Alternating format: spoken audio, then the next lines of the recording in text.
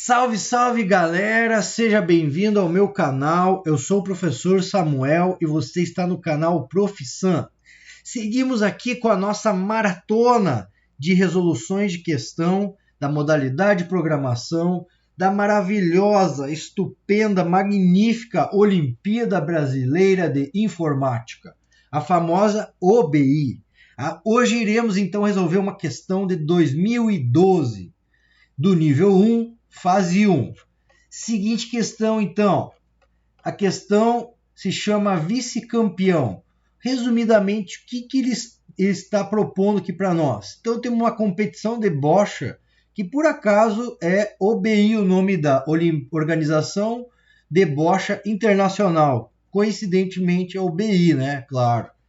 Bom, o nome é muito bonito, mas o que aconteceu? Deu um bug lá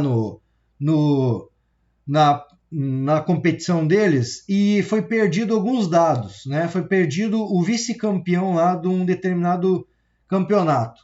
Só que foi armazenado o resultado, a pontuação dos competidores. Então a nossa entrada vai ser uma entrada de 3 elementos dos 3 competidores. A saída vai ser do vice-campeão, ou seja, o que ele quer que nós façamos, que o nosso programa resolva? A comparação de 3 elementos. Então é dado 3 números, esses números não podem ser iguais, isso é uma restrição muito importante. E a gente tem que sempre apresentar o elemento do meio, ou seja, se eu te apresentar o número 4, o 5 e o 6, a gente deve retornar o número 5, que é exatamente o elemento do meio. Então, vamos lá para o nosso programa, então. Primeira entrada, sempre vamos usar uma variável para o input. Então, input, essa entrada... Bom, agora nós vamos pegar esses elementos e vamos separá-los um a um, porque o que a gente vai ter como entrada aqui vai ser uma string. Essa string não é um número. Primeiro, além de não ser um número, nós precisamos separar esses símbolos, vamos chamar assim, que ainda não são considerados pelo programa como números. Então nós vamos usar uma função do Python chamada split para separarmos cada um deles. Então o split vai separar cada um deles. Veja bem, aqui no nosso print. Para o nosso print, nós vamos ver exatamente o que ele vai retornar para nós. Ó. Copiando aqui, nós temos uma lista de elementos. Lembrando que para obtermos um elemento, por exemplo, o primeiro elemento da minha lista, ele não é o número 1. Observem que a minha lista aqui é o número 4, o primeiro da lista.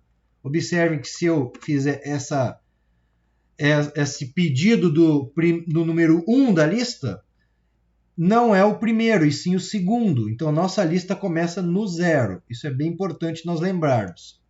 Lembrando disso, então, nós vamos colocar elemento a elemento dessa nossa lista dentro das variáveis que ele pediu de entrada, ou seja, a letra A, a variável A agora, vai receber o N0. Na variável B, vai receber o N1. Na variável C, vai receber o N2. Muito bem. Agora nós precisamos fazer as seguintes comparações. Bom, vamos fazer o primeiro if. Então, a primeira possibilidade é nós termos A menor que B menor que C. Se isso for verdade, então o B é o cara que está no meio. Então, nós vamos pedir para o nosso programa printar isso. Mas, se isso não for verdade, nós vamos usar um else if, fazendo a seguinte mudança.